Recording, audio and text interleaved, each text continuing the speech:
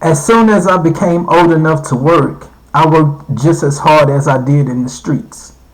Probably even harder. I worked at Domino's Pizza. I worked as a janitor, floor technician, security guard, and a warehouse worker.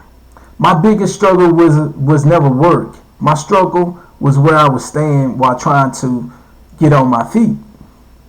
When you're living with people and trying to do the right thing, filling out applications and waiting on opportunities, everybody doesn't always have the patience to wait with you.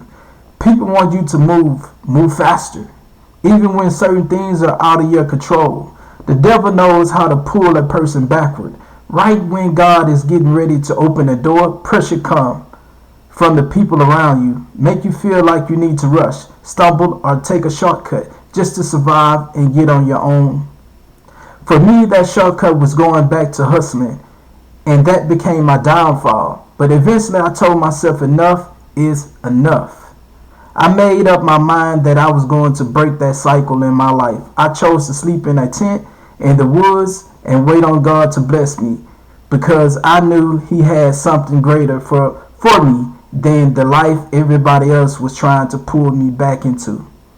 I love you guys, and I'm out.